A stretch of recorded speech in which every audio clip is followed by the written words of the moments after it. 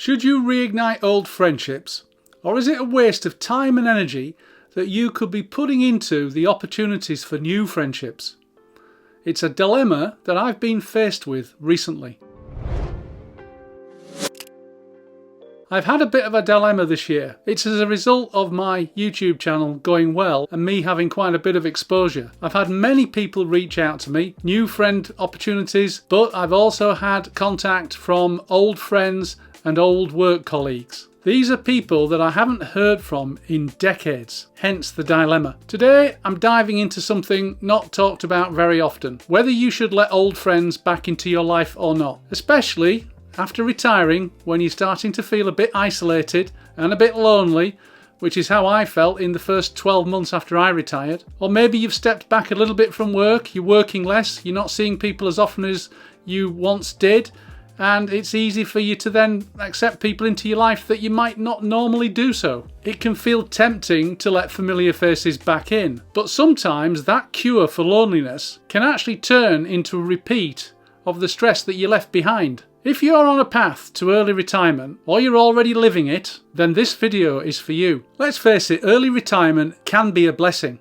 but it also comes with some challenges and some surprises, especially emotional ones. One big surprise: the way your social circle shifts. As life changes, some people fade away, others try to come back, and suddenly you're asking yourself, should I let them back in? Not everyone from your past belongs in your present. In this video, I'll share how to recognise if an old flame is worth rekindling, or whether it's better off left in the past. You'll learn how to spot fake friends, and I certainly encountered quite a few of those in the early years of my retirement. I'll show you how to protect your peace and create space for true connection, because your time is just as valuable as the money that you've been saving for your retirement. And I firmly believe that you should invest in both wisely. I've had to make this decision myself more than once. Since retiring early, quite a few people from my past have reached out. As I said earlier, especially recently with the success of this YouTube channel, old co-workers, former friends, even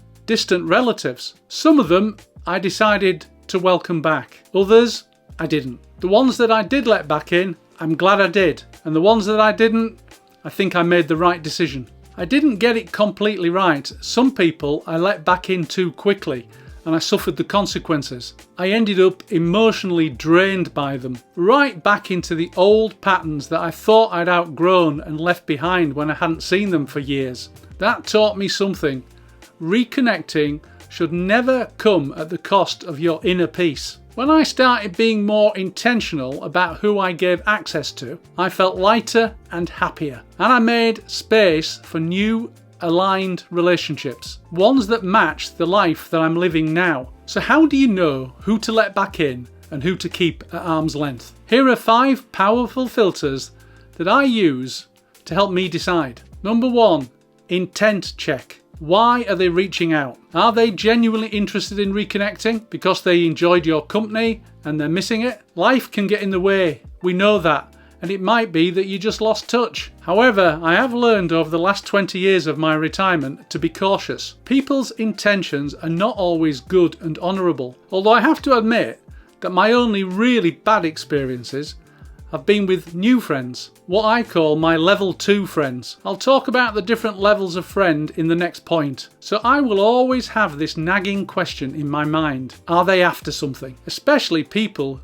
who are potentially new level 2 friends. I've learnt from painful experience the chances are it's about them, not you. Yes, some people do get nostalgic, but nostalgia doesn't always equal true friendship. My second filter is a history audit. You have to look back honestly. Were they true friends?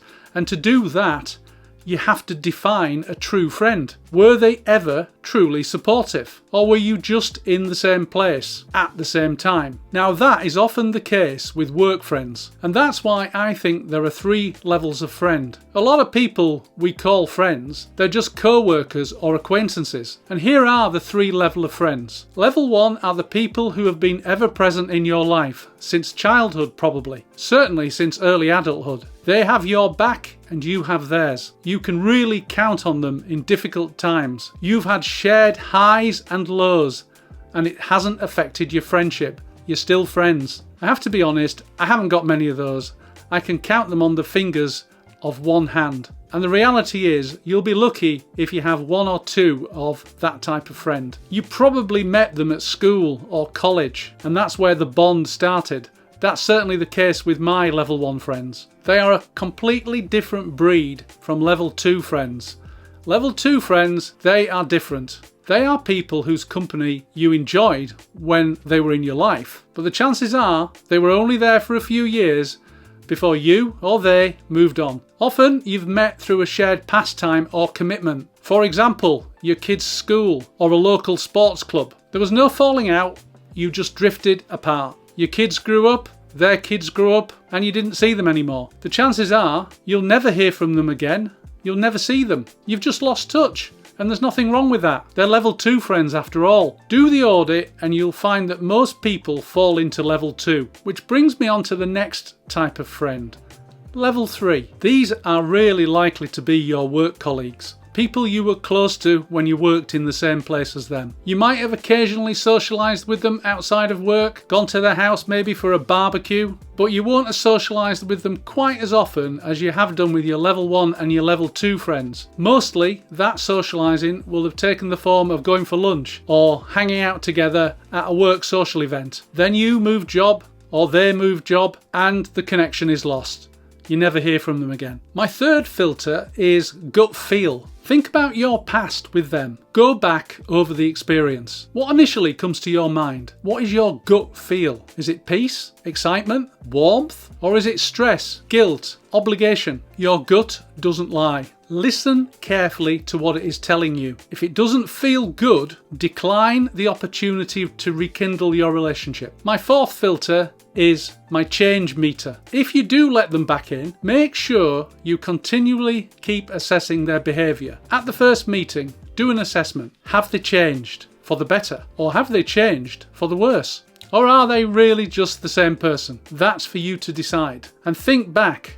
What made you walk away in the first place? Why didn't you stay in touch? If it was something that you fell out over, bear in mind that people don't often change. If you had a reason to leave or lose touch, it might still exist. Keep those questions in your mind in subsequent encounters with them. My fifth and final filter is current alignment. Do they fit your life now? You've changed. If you haven't seen these people in decades, you've changed a lot in the last 5, 10, 15, 20 years. My own belief is that we change every 7 years. So if you haven't seen somebody for 20 years, a bit like Doctor Who, you might have had 3 incarnations since then. Your values, your priorities, your energy, they'll all be very different than they were 20 years ago. I know mine are. Are you only bonding over a shared past? A past that no longer reflects who you are? At 44,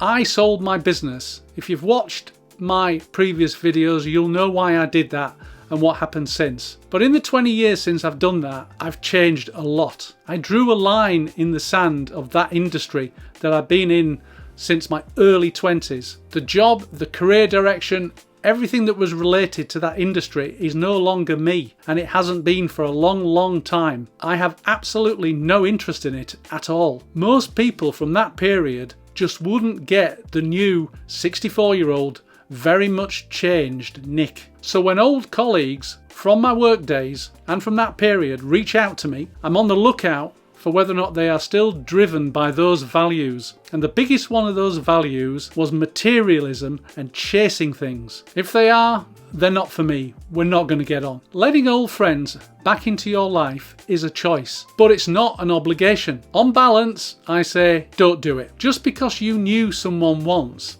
doesn't mean they deserve a seat at your table now. However, I do preach open-mindedness, so check their intent, review your history, listen to your gut and your energy levels when you spend time with them. Look for growth and ask this question: do they fit your life today? If the answer is no, it's okay to let them go. After meeting them, do they drain you or bore you? If they do, ditch them. Your time is far too precious, especially after 60, when time is ticking and you might not have that much longer on the planet.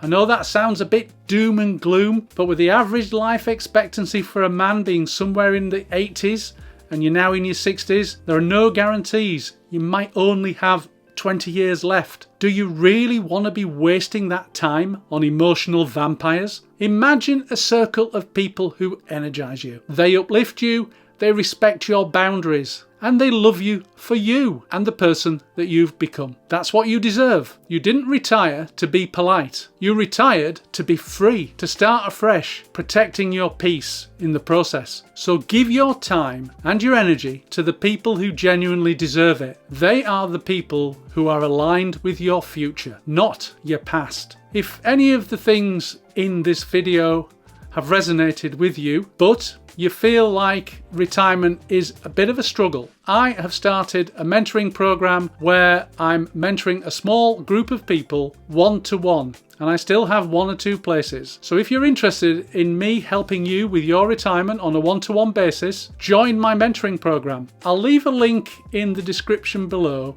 where you can book an exploratory call with me to find out whether it's for you. If it's not, that is perfectly okay.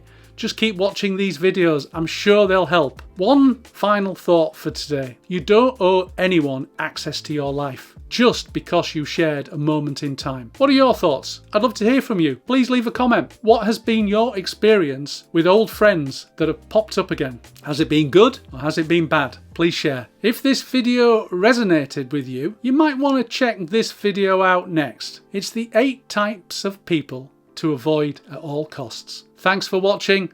I'll see you next time.